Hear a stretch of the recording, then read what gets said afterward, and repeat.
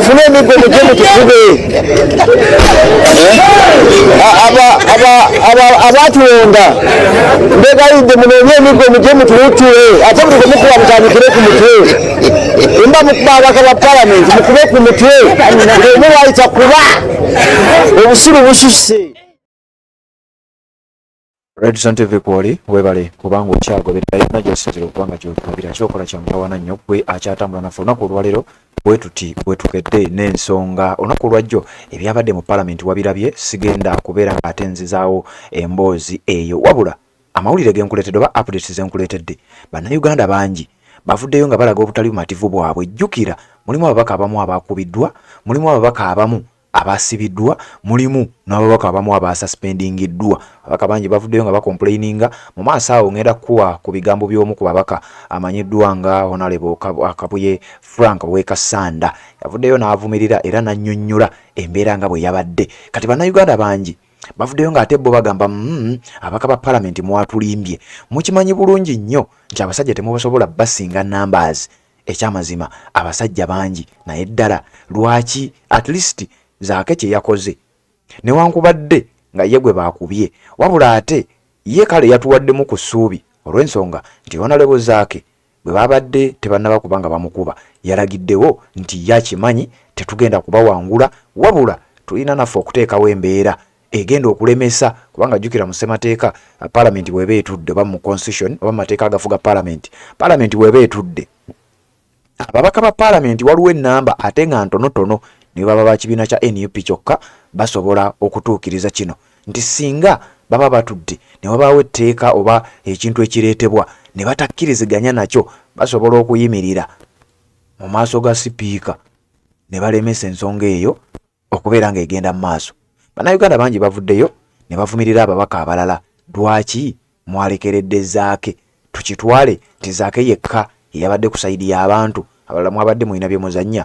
Nalabyeko Honorable Nyeko Derek nga naye bamwadi meetings mu ddwaliro nga bamusikaninga okugulu nga kirabika yafunyeemu obuzibuzibu mu kugulu oba bamukubye oba bamukoze batya. Jjukira palamenti yadde egenda maaso amataala baagaggyeko. Waliwo omusajja bamuyita Kabaya ono nga yali wa Firebase era nga munywanyi nnyo gwa His Excellency Robert Kyagulanyi Ssentamu mu biseera biri. Kakati naye ayina engeri gy'ayogeddeko ku nsonga eno yennyini gye nkuleetedde gye njagadde tukeere nayo olunaku olwaleero gwampuliriza. Yeebuuzizza nti ababaka ba palamenti lwaki mwalekeredde Zaake? Kati nno ensonga lwaki ntandise n'ebigambo bya Honorable Sewungu ng'ategeeza nti bwe kiba kisoboka mujje mutukube kubanga ekyamazima tubafeeyirinze nnyo. Mufune emigo mujje mukikube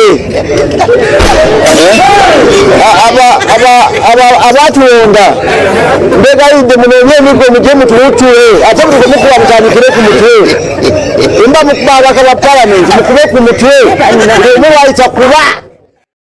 Ndimmwe mulimba nammwe mwakedde olunaku lwaleero nga mugenda mu house nga mwenna muyina ensonga y'emu ne mulekeredde munnammwe Zaake ne bamukuba bukubi mmwe ne mujja kukusitula gwe bakubye ng'abasajja bagenda ate mutukubya katengo. Buli lunaku mugamba bannayuganda batiitiizi. Nedda si batiitiizi. Mmwe mwennyini mmwe muyina okuvaamu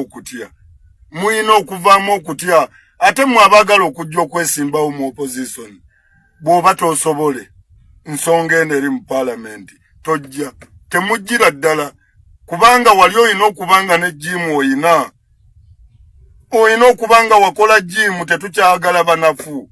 Buli lunaku mmwe be banaakuba ne muleka munnammwe ne bamukuba mmwe mujja kusitula gwe bakubye.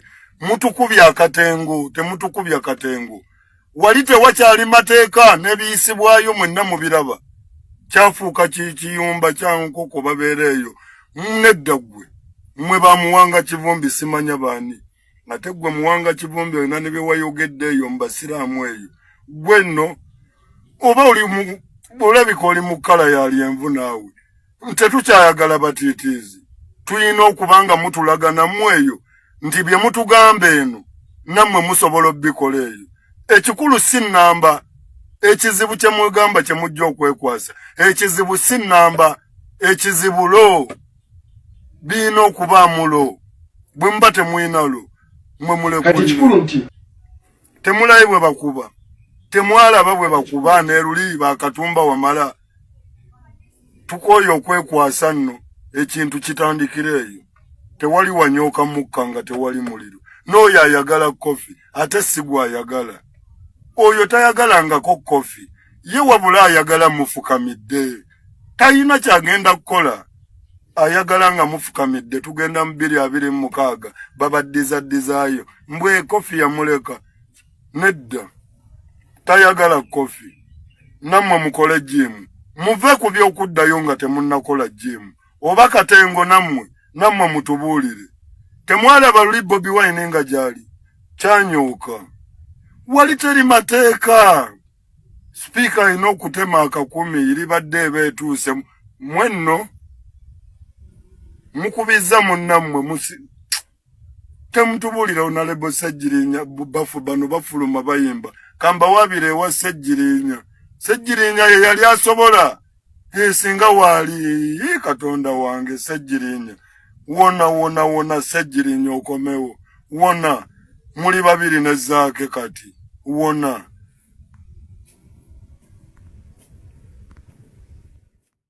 kati kikulu nti wabaddewo mu kyemba munda omuteseza waliwo ayingiddemu nga si mubaka ate si mukuma sipiika ate azze n'emmundu ayina emmundu emmenye eya pisto kati era bagiwanisira nga Zaake eno bwayogera ngono bagiwereza munne oli bagiwereza munne n'agifulumya bagenza okusakinga ono omukebera ng'ono tayina kati naddayo Zaake atuule mu kifo kye weyabadde atudde nga essimu ye n'enotibuuku ye asanze omubaka Antony owa Kla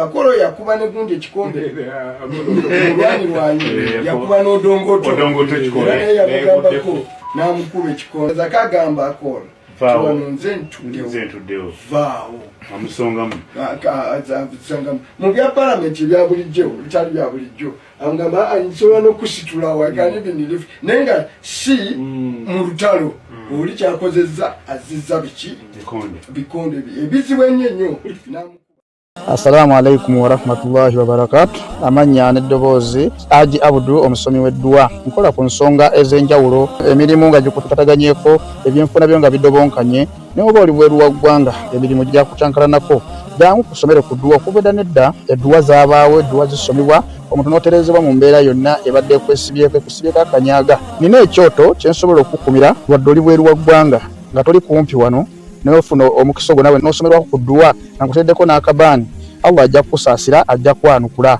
Kuba ku namba yange y'essimu 075 2 44 715 ne ku WhatsApp kwendi mpereza obubaka sobole okuyamba. Assalamu alaikum wa rahmatullahi wa barakatuh.